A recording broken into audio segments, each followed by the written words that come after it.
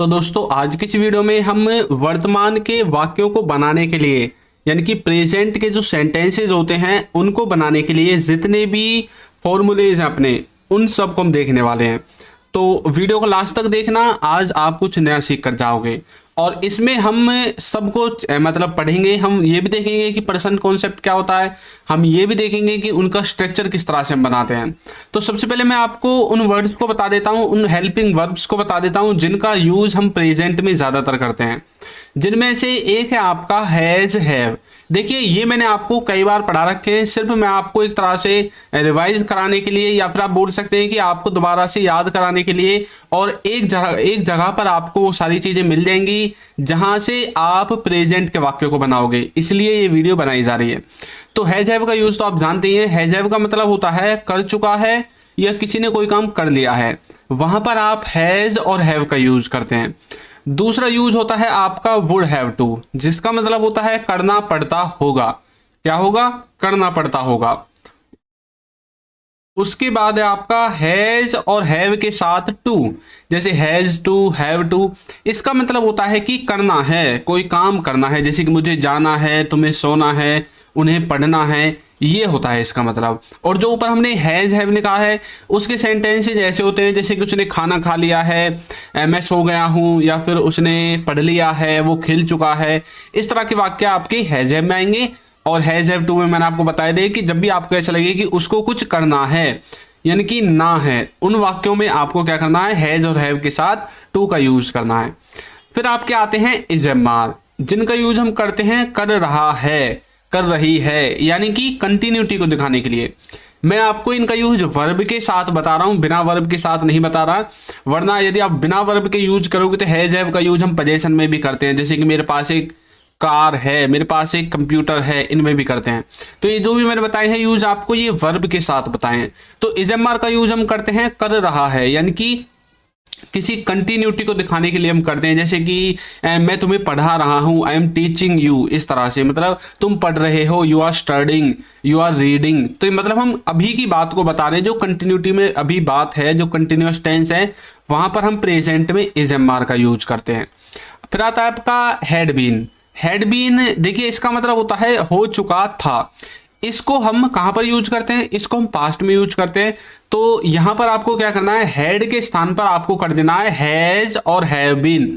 उसका मतलब है हो चुका है, मतलब प्रेजेंट के उन वाक्यों में आप इसका यूज करेंगे जब आप पैसिव में सेंटेंसेस को बनाओगे। किसमें? पैसिव में। तो हैज बीन, हैव बीन, मतलब पैसिव के वाक्यों को बनाने के लिए। समझ में आ गया किस तरह से अपने का यूज करते हैं?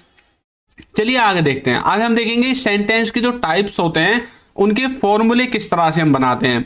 तो देखिए कोई भी सेंटेंस हो उसमें ये जो ब्रैकेट में ये वाला फॉर्मूला लिखा हुआ है ना, ये ही लगेगा। इससे आपके इंग्लिश के सभी सेंटेंस ही चाहे वो कैसा भी क्यों ना हो सब बन जाएंगे। इसमें सबसे पहले लिखा हुआ है सब्जेक्ट, फिर लिखा हुआ है हेल्पिंग वर्ब, फिर लिखा हुआ है वर्ब और ब्रैकेट में 1 2 3, इसका मतलब है वर्ब की first form, second form, third form. उसके बाद है ऑब्जेक्ट। तो ये ही लगेगा सब में। इससे ही आपके आगे के जो फॉर्मूले हैं वो बन सकते हैं। इसी को आप मास्टर फॉर्मूला भी कह सकते हैं। तो देखिए अब जैसे हम सिंपल सेंटेंसेस बनाएंगे तो इसमें तो हमें subject, helping verb, verb, object इनको डायरेक्ट लिख देना है। लेकिन जब हम नेगेटिव सेंटेंसेस बनाएंगे तो इसमें क्या करना पड़ेगा? तो इसमें हमें ये देखिए सब्जेक्ट के बाद जो हेल्पिंग वर्ब है इसके बाद हमें नोट लगाना पड़ेगा और कुछ नहीं करना। नेगेटिव सेंटेंसेस को बनाने के लिए हमें कोई पहाड़ तोड़ने की जरूरत नहीं है। हमें हेल्पिंग वर्ब के बाद सीधा नोट लगाना है और वर्ब के बाद ऑब्जेक्ट लगाना है। समझ में आ गया? लेकिन जब आप इंटरोगेटिव सेंटेंसेस बनाओगे तो इसमें भी आपको कुछ नहीं करना। इसमें सिर्फ आपको देखिए ये जो आपका मास्टर फॉर्मूला है इसमें से आपको हेल्पिंग वर्ब को उठाकर सब्जेक्ट के आगे रख देना है। तो देखिए इंटरोगेटिव में क्या किया हमने? सब्जेक्ट से आगे हेल्पिंग वर्ब लग दी और बाकी जो कुछ बचा उसको सेम टू सेम उसी वे में रख दिया। वर्ब बच गई तो वर्ब रख दी, ऑब्जेक्ट बच गया तो ऑब्जेक्ट रख दिया। इस तरह से आप इंटरोगेटिव सेंटेंसेस बनाते हैं। और यदि इंटरोगेटिव में भी नेगेटिव मिक्स करना हो तो अब आपको क्या करना है? अब आपको देखिए सब्जेक्ट के बाद नोट लगाना है। क्यों? क्योंकि हेल्पिंग वर्ब तो है ही नहीं, हेल्पिंग वर्ब तो हमने आगे घुसा दिया। यदि हेल्पिंग वर्ब अब भी सब्जेक्ट के पीछे होता तो हम हेल्पिंग वर्ब के बाद नोट लगाते, फ्री आपका सिंपल सेंटेंस बन जाता। तो सिंपल है नहीं, इंटरोगेटिव नेगेटिव है। तो कुछ आप इस तरह से लग सकते हैं, जैसे कि नेगेटिव सेंटेंस देखा आपने सेकंड नंबर का, इसमें जो हेल्पिंग वर्ब के बाद नॉट लगी हुई है, अब यहाँ से आपने इस हेल्पिंग वर्ब को उठा के आगे रख दिया, तो यहाँ पर क्या बचा, अब सब्जेक्ट बचा, नॉट बचा, वर्ब बचा, ऑब्जेक्ट बचा। तो मतलब यही आपने नेगेटिव को ही इंटरोगेटिव में भी ट्रांसलेट कर दिया। अब जैसे लिखा हुआ है वह खेल रहा है, तो ये क्या है, ये है ही इज प्लेइंग, मतलब ही है आपका सब्जेक्ट, इज है आपकी हेल्पिंग वर्ब और प्लेइंग ये आपकी वर्ब है। ऑब्जेक्ट इसमें है नहीं, ऑब्जेक्ट होता तो लास्ट में लगता। देखिए कुछ बच्चे इसको ऑब्जेक्ट बना देते हैं या फिर कुछ कंफ्यूज हो जाते हैं, सर इसमें ऑब्जेक्ट तो है ही नहीं, हम कैसे पहचाने ये वर्ब है ऑब्जेक्ट क्या है। भाई जो काम है, काम जो सब्जेक्ट काम कर रहा है उसको ही तो हम वर्ब कहेंगे। वह खेल रहा है तो काम क्या कर रहा है, खेलने का काम कर रहा है, तो ये खेलना ही तो वर्ब है। इसको मैं आपको आगे बताऊंगा कि आप इनको किस तरह से देख सकते हैं। उसके बाद देखिए यहाँ पर जो सब्जेक्ट हैं और ऑब्जेक्ट हैं, यहाँ पर मैंने हेल्पिंग वर्ब तो आपको बता दी, हेल्पिंग वर्ब आपकी ये यूज होती हैं, और वर्ब मैंने आपको भी बताया जैसे प्लेइंग को समझाया था। अब ये जो सब्जेक्ट और ऑब्जेक्ट हैं इनमें हमें सब्जेक्ट के रूप में इन वर्ड्स को यूज करना है, ऑब्जेक्ट के रूप में इन वाले वर्ड्स को यूज करना है। इन दोनों का मतलब ही आपका सेम रहेगा, जैसे आई और मी इन दोनों का मतलब है मैं, वी और अस इन दोनों का मतलब है हम, यू और यू इन दोनों का मतलब है तुम, दे और देम इन दोनों का मतलब है वे। लेकिन फिर फर्क क्या है, जब मतलब सेम है तो फर्क क्या है, फर्क ये है कि इनको हम सब्जेक्ट में यूज करेंगे। जब भी सब्जेक्ट में मैं, हम, तुम आएगा तो तब आपको सब्जेक्ट में इनको यूज करना है, यानी कि यहाँ पर ये जो सब्जेक्ट लिखा हुआ है। जब भी ऑब्जेक्ट में मैं, हम, तुम आएगा तो आपको आई को नहीं लगाना ऑब्जेक्ट में, लास्ट में भी आपको आई को नहीं लगाना है, गलत हो जाएगा, आपको लगाना है मी को। आपको वी को ऑब्जेक्ट की तरह नहीं लगाना है, आपको लगाना है अस को। बाकी जो यू है ये तो सेम है, इसमें क्या पहचानना, ये तो ऑब्जेक्ट भी सेम है और सब्जेक्ट भी सेम है। दे का देम आपको कर देना है, समझ में आ गया। तो इस तरह से आप इन फॉर्मूलेज को समझ सकते हैं। चलिए आगे बढ़ते हैं। अब देखिए यहाँ पर मैंने लिखा हुआ है हेल्पिंग वर्ब टाइप्स प्रेजेंट की, तो मैंने ये आपको अवेयर करने के लिए लिखा है कि प्रेजेंट में हम सिर्फ हैज है, डू डज और इज एम आर इन वाली हेल्पिंग वर्ब का यूज करते हैं टेंसेज में। बाकी जो आपकी हैड है, डिड है, वाज है, वर है ये पास्ट में यूज होगी और फ्यूचर में यूज होगी will be, will have been, इस तरह से। लेकिन हमें तो भैया इससे मतलब है, किससे, प्रेजेंट वाली से, क्योंकि हम प्रेजेंट सीख रहे हैं आज। तो has, have, do, does, is am are इनको आपको याद रखना है। आपका जो भी सेंटेंस बनेगा इनसे ही बनेगा। आपको प्रेजेंट के वाक्य को बनाने के लिए ये जो सेकंड नंबर की और थर्ड नंबर की हेल्पिंग वर्ब है इनके यूज करने की जरूरत नहीं है। समझ में आ गया। अब जैसे नीचे देखिए इट हैज बीन डन, अब यहाँ पर क्या है, ये पैसिव में सेंटेंस है, ठीक है। तो इट क्या है आपका, एक तरह से यहाँ पर ऑब्जेक्ट है। हैज क्या है आपकी हेल्पिंग वर्ब है, बीन इसमें इसलिए आ गया क्योंकि पैसिव में है। और डन क्या है, वर्ब की थर्ड फॉर्म है, तो पैसिव में तो वर्ब की थर्ड फॉर्म लगती है। तो इट हैज बीन डन, इस तरह से आप समझ सकते हैं। तो हमने देखिए प्रेजेंट का वाक्य है, अब यहाँ पर हैज लिख दिया। अब हमें देखिए यहाँ पर हिंदी नहीं दी गई, इंग्लिश में ही लिखा हुआ है। अब हमें कैसे पता चलेगा किसका है, तो मैंने आपको बता दिया, जब भी आपको has, have, do, does, is am are दिखे वाक्य किसका है, प्रेजेंट का है। समझ में आ गया। जब भी आपको हैड दिखे, डिड दिखे, वाज दिखे, वर दिखे अपने सेंटेंस के हेल्पिंग वर्ब के रूप में, तो वाक्य किसका बनेगा, वाक्य बनेगा आपका पास्ट का। और यदि फ्यूचर वाला कोई भी इनमें से दिखता है तो मतलब वाक्य किसका है, फ्यूचर का है। तो इस तरह से आप हेल्पिंग वर्ब से उसको पता लगा सकते हैं कि किस टेंस का है। समझ में आ गया, किस जाति का सेंटेंस है। नेक्स्ट हम देखते हैं मॉडल वर्ब टाइप्स। ये जो मॉडल वर्ब है इनको भी हम कई तरह से यूज करते हैं, प्रेजेंट में, पास्ट में, फ्यूचर में। लेकिन जो प्रेजेंट और फ्यूचर है वो दोनों सेम होते हैं। तो इनमें हम यूज करते हैं कैन का, शुड का, मे का, माइट का, मस्ट का। ये दोनों क्या होते हैं, सेम होते हैं। इनमें हम can, should, may, might, must in सब का यूज कर सकते हैं। लेकिन पास्ट में जब हम इनको बनाएंगे तो हमें मॉडल वर्ब के साथ हैव लगाकर वर्ब की थर्ड फॉर्म लगानी पड़ेगी, तब ये हमें 99% केस में पास्ट का सेंस देते हैं। किसका, पास्ट का। जैसे लिखा हुआ है ही शुड हैव गॉन। अब यहाँ पर देखिए शुड हैव, शुड क्या है, मॉडल, मॉडल के बाद क्या लिखा हुआ है, हैव के बाद गो की कौन सी फॉर्म है, थर्ड फॉर्म। तो हम इस वाले इंग्लिश के सेंटेंस को देखकर पता लगा सकते हैं कि ये सेंटेंस भैया पास्ट का है। क्यों, क्योंकि पास्ट में मॉडल प्लस है प्लस वर्ब की थर्ड फॉर्म आती है। अब ऐसे यदि हम इसकी हिंदी देखें तो इसका मतलब है ही शुड हैव गॉन, मतलब उसे जाना चाहिए था। चाहिए था आ गया ना, तो वैसे ही हिंदी से तुम पहचान लेते, इंग्लिश में बच्चों गड़बड़ हो जाती है। तो आपको मैंने इसीलिए इसको बता दिया है कि आप पास्ट को पहचान लें। और उसके बाद देखिए अब यहाँ पर लिखा हुआ है ही शुड गो, मतलब उसे जाना चाहिए।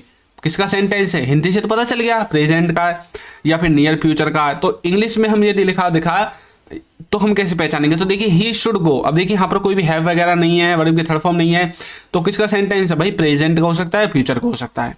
समझ में आ गया? इस तरह से आप इन मॉडल वर्ब्स का यूज करते हैं। देखिए यदि अभी तक आपने हमारी बुक्स को परचेज नहीं किया है तो लिंक डिस्क्रिप्शन बॉक्स में आपको मिल जाएगा, वहां से जाकर आप इन्हें परचेज कर सकते हैं। और यदि ऐप को भी आपने डाउनलोड नहीं किया है तो ऐप का लिंक भी आपको नीचे डिस्क्रिप्शन बॉक्स में मिल जाएगा। ऐप आपका फ्री ऑफ कॉस्ट है, बुक के लिए आपको पे करना पड़ेगा। तो चलिए आगे देखते हैं। अब देखिए मैंने आपको बताया था कि मैं आपको आगे पर्सन कॉन्सेप्ट के बारे में बताऊंगा, कुछ बच्चों को इसमें भी गड़बड़ हो जाती है। तो पर्सन कॉन्सेप्ट का मतलब होता है first person, second person, third person. First person का मतलब है जो बात करता है, जो बात करता है। भाई इस हिसाब से तो मैं भी फर्स्ट पर्सन हूं, क्योंकि मैं भी तो बात कर रहा हूं आपसे। अब सेकंड पर्सन का मतलब है जिससे बात करता है, तो मैं किससे बात कर रहा हूं? आपसे बात कर रहा हूं, तो आप कौन है इसमें? Second person. अब बात करने वाला कौन है? मैं, तो मैं कौन हो गया? First person. मेरी बात को कौन सुन रहा है? आप, तो आप कौन से हो गए? Second person. थर्ड पर्सन होता है जिसके बारे में बात करते हैं, जिसके बारे में बात करता हूं या करते हैं। तो किसके बारे में हम बात कर रहे हैं? इंग्लिश ग्रामर के बारे में। तो अंग्रेजी क्या होगी यहाँ पर? Third person. तो देखिए आई आपका फर्स्ट, मतलब मैं हूं आपका फर्स्ट पर्सन, आप हैं सेकंड पर्सन और अंग्रेजी है यहाँ पर थर्ड पर्सन। तो जो बोलेगा वो फर्स्ट पर्सन रहेगा। मान लीजिए मैं बोल रहा हूं तो मैं फर्स्ट पर्सन हूं, अब मैं चुप हो गया, आपने बोलना स्टार्ट कर दिया तो आप फर्स्ट पर्सन बन गए, और अब जो भी सुनने वाले रहेगा वो बन जाएगा सेकंड पर्सन। तो जब आप बोलेंगे तो मैं सुनने वाला बन जाऊंगा, तो मैं सेकंड पर्सन बन जाऊंगा। तो बात आप भी अंग्रेजी की ही करोगे, तो अंग्रेजी तब भी थर्ड पर्सन रहेगी और अब भी थर्ड पर्सन है। समझ में आ गया? इस तरह से आप पर्सन कॉन्सेप्ट को बड़े बड़े आसानी से समझ सकते हैं। तो चलिए आगे देखते हैं। कुछ बच्चों को सब्जेक्ट, ऑब्जेक्ट, वर्ब और हेल्पिंग वर्ब, इनके बारे में नहीं पता चलता कि भाई है क्या चीज। तो देखिए सब्जेक्ट का मतलब है काम को करने वाला। अब यहाँ पर जो मैं पढ़ा रहा हूं तो मैं यहाँ पर सब्जेक्ट हूं, क्योंकि मैं हूं तो मैं ही तो हूं जो काम को कर रहा हूं, पढ़ाने वाले काम को मैं ही तो कर रहा हूं यहाँ पर। तो मैं कौन हूं? सब्जेक्ट हूं। ऑब्जेक्ट क्या है? जिस पर या जिसमें काम का असर पड़े, मतलब जिस पर काम का असर पड़े। तो मतलब सब्जेक्ट जिस पर अपना कार्य करता है। अब जैसे मैं आपको पढ़ा रहा हूं, ठीक है, ये तो बात अच्छी है, लेकिन मैं यहाँ पर सब्जेक्ट हूं। लेकिन ऑब्जेक्ट क्या? फिर मैं आपको किसके द्वारा पढ़ा रहा हूं? मैं आपको यूट्यूब के द्वारा, या फिर आप बोल सकते हैं किसी ऐप के द्वारा, किसी वीडियो को रिकॉर्ड करके।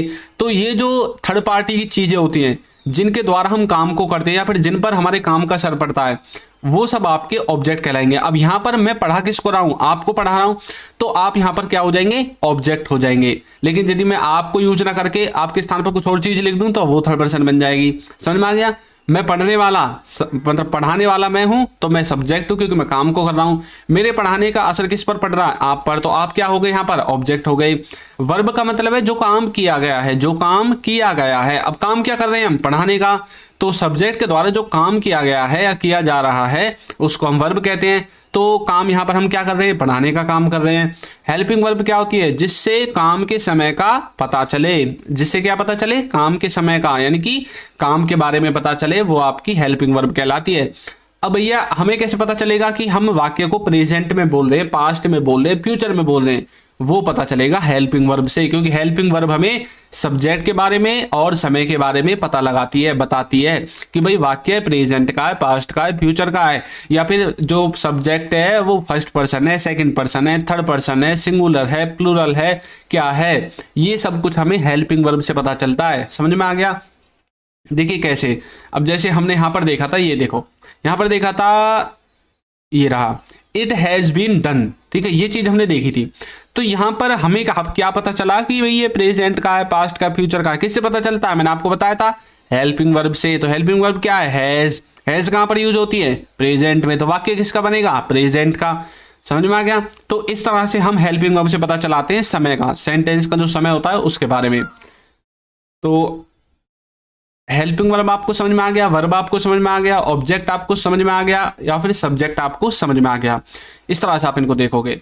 अब चलिए हम देखते हैं कुछ जो हैं ऐसे जिनमें दुविधा हो जाती है बच्चों को। तो देखिए कुड का यूज भी हम प्रेजेंट में कर सकते हैं, इसका मतलब है सकता है। अब बच्चे कंफ्यूज हो जाएंगे। तो देखिए इसके वो मतलब भी हैं, सकता था, सकाया, पाया, वो मतलब इसके हैं पास्ट के लिए, लेकिन इसको हम प्रेजेंट में भी यूज करते हैं सकता है वाले सेंस में। कैसे? कैन की पॉसिबिलिटी को कम करने के लिए हम कुड का यूज करते हैं। जैसे आप बोलते हैं हाँ वो हो सकता है, यदि आपको 100% श्योरिटी है कि वो हो ही सकता है तब तो आपको कैन का यूज करना है। लेकिन जब आपको पूरी श्योरिटी नहीं है तो आप कुड कर सकते हैं। जैसे कि दैट कुड बी डन, इस तरह से आप बोल सकते हैं। समझ में आ गया? तो कुड का यूज भी आप प्रेजेंट में कर सकते हैं। दूसरा है शुड। शुड का मतलब होता है चाहिए, किसी को कोई काम करना चाहिए। माइट का मतलब होता है शायद ही, लेस पॉसिबिलिटी में।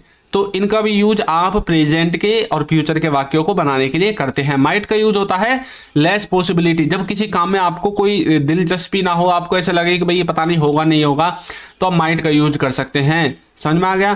तो इस तरह से आप इन इंपॉर्टेंट वर्ड्स को भी लिख सकते हैं। तो अब हम देखते हैं पजेसिव एडजेक्टिव और पजेसिव प्रोनाउन। इनका यूज भी हम प्रेजेंट में करते हैं, लेकिन कहां पर मैं भी बताता हूं। पहले आप ये देख लीजिए, माई का मतलब भी मेरा होता है और माइन का मतलब भी मेरा होता है। अवर का मतलब भी हमारा होता है, अवर्स का मतलब भी हमारा होता है। यूअर का मतलब भी तुम्हारा होता है, यूअर्स का मतलब भी तुम्हारा होता है। यहाँ पर पजेसिव का मतलब क्या होता है? पजेसिव का मतलब होता है जब हम किसी चीज पर अधिकार को दिखाते हैं। किसको? अधिकार को दिखाते हैं। अब जैसे कि यह मेरा घर है, समझ में आ गया? मैंने बोल दिया यह मेरा घर है, तो मैंने बोला यह मेरा, तो मेरा हमने पहले बोल दिया। यह हमारा, यह तुम्हारा, यह उसका, यह हमारा, यह इनका। तो जब आपको मतलब जो आपने चीज बोली है यह, यानी कि जो वस्तु है, उसके बाद आपको ये वाले वर्ड्स मिले, तब आपको माई का, आवर का, यूअर का यूज करना। जैसे यह मेरा घर है, दिस इज माई हाउस। यह मेरा घर है, this is my house. Hindi में आप इस तरह से पहचानोगे। वैसे इनको पहचानने के बहुत सारे तरीके हैं। और यदि आप बोलोगे यह घर मेरा है, यह मेरा घर नहीं है, यह घर मेरा है, तो पहले आपने उस घर को अपने मतलब सेंटेंस में यूज कर दिया, तो तब आपको इस माइन वाली लाइन को यूज करना है। तो इस तरह से कुछ आप इनका यूज कर सकते हैं। बाकी यदि आपको इन पर डिटेल वीडियो चाहिए तो आप